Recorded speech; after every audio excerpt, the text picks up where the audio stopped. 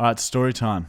All right, and this week the story is called "When You Go to Paris and Get into a Bloody Brawl and Get Arrested for 24 hours and You Miss Your Train in Amsterdam the next day." That's the title. That's the title of the story. Title. Now, do we set the tone of what happened before? Oh, fuck. No, we this just is a long scene. story. Not really. No, we'll just cut to the fight, but we don't need to have any of the stuff before. When I was on the car coming past? Yeah, I know, but that doesn't add to this story. It's like two separate stories. Yeah, true. But fuck, that story is funny too. We were 21 years old and we were traveling all of Europe on a 3-month bender with 6 friends. 6 friends, so you can get all up. And we were on a night out with 4 of us. Yeah, 4 of us. 2 of us were at the hostel still, but we were all out and we were at a nightclub in Paris. It was me, Marty, and 2 other guys. And it was they call it discotheque. It was like a pub crawl. Yeah, disco. So we started off at one bar and you start drinking, you drink more, and then it gets to this point where we go to a bar. It was like an underground discotheque bar. In Paris. And one drink cost about €15. Yeah, God. So already, it was on the main street of Paris where what's that building, that thing called? the Eiffel Louvre? No, like the Arc de Triomphe. Yeah. Arc de Triomphe or dog shit like that. Arc de Triomphe. Yeah. So we were on the same street as that. That's where this discotheque and then bar was. So we were smashed. Oh so smashed, man. You should have seen us, eh? We were fucking smashed. Man, we were having shots. We were fucking smashed. We've been drinking for hours, man. It's like 4 a.m. and we're fucking smashed. And then Michael used to always get into fights when we went out because he just hates people. No, it's not like that. Yep. That's exactly how it is. Oh, you're just going to make it out like I'm the worst dude ever. Just like last week. If you are around Michael when he's drunk, don't ever make a mistake. Ever, because he will fight you. He will fight you for it. The size of me is even going to fight anyone. Exactly. No, I had a dude up in my face because he didn't like the way we were dancing, and you're used to this too. We dance like absolute fucktards, and it stirs macho men up. It's good dancing, but it's attention-seeking dancing. Yeah, and sometimes people get shitty, and this certain person got shitty at me. And yeah, I had a mouth on me, a bit of a smart ass, so I just didn't take any shit. And then I ended up getting hit in the face. My tooth went through my lip. I wrestled him to the ground. Next minute, Marty's dancing like an absolute fucktard as well. No, we were already all dancing like that. So you got hit, and then I didn't even see what had happened. My back was to everything. And then I got turned around by our other friend, Dave, and he just screamed into my face, "I just punched someone," and then ran away. Yeah, he's such a bitch. And I looked to my right, and Michael and Henry are like wrestling and fighting on the ground. And then just as I turn to see a fist come and smash me in the fucking head. Straight in the nose. And I was super concussed. Could barely stand. My nose was just snapped in half. And then the guy's still swinging at me, so I just bear hug him and tackle him to the ground. And then before we know it, we've all been kicked out, and the bouncers. And in Paris, they all hate... No one there speaks English. No one even tries to. And if you speak English... Don't go there, man.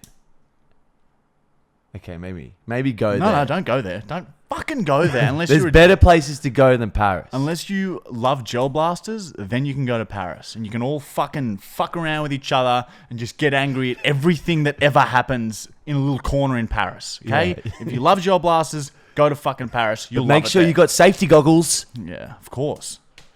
Anyway, yeah. So the bouncers are holding us outside. And man, and this is the funniest part for me because I got punched square in the mouth and like my tooth's gone through my lip. I look like a duck. I've got a beak. And I turn, I'm like, fuck, I hope my teeth are okay. So I'm checking my teeth as the bouncer's holding us, waiting for the cops to come. And then I turn around and see the dude that Henry had in a headlock. And here I'm feeling my teeth and they're all there. And then I look at the dude and he's missing 3 of his teeth are just gone. His 3 front teeth were completely out of his skull. He was not happy. And then I just start pointing and laughing at him. It's like, you got fucked over way worse than me. And then, then you keep going on. So we're waiting outside, waiting for police to come. And then the guys we got into the brawl with, they called their friends. And then this car pulled up, and this dude gets out with a tire iron and starts running towards us just as the cops get there. And the cops didn't even really care. They're just like, just like sort of casually waving him off. And we're standing there talking to the cop, and he's banishing a fucking tire iron, wanting to kill us because we've just gotten into a brawl with his mates.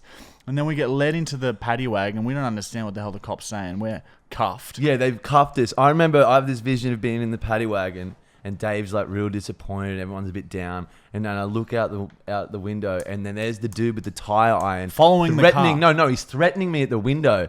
And so here I am, just arrogant Michael. I just start making out with the window, passionate, and he gets even more fired up.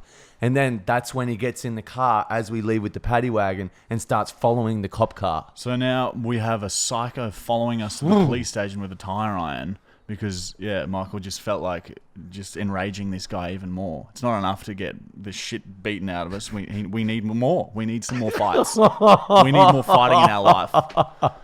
And so we get to the police station, and then they take me and Henry to the hospital because they breathalyzed us, and they were worried at how drunk we were. But we were just normal. We just had a really high tolerance for alcohol. It's just us normal, but they were just shocked. So they took us to the hospital to get supervised while we waited to detox. So me and Dave are waiting in the cell like for hours and hours, and like luckily we had our own cell. And I reckon it would have been like 8 hours. Eventually you guys get back, and then they shove Marty and Henry in the cell as well. There's 4 of us now crammed in this cell, starting to go a bit loony because no one's fucking talking to us or explaining what's going on. No one can speak English, so they're getting a translator in eventually. Oh, God. No one can speak a word of English. And then next minute, Marty, like we're probably in there for about 12 hours now, and Marty starts to flip out and starts getting a little bit loony.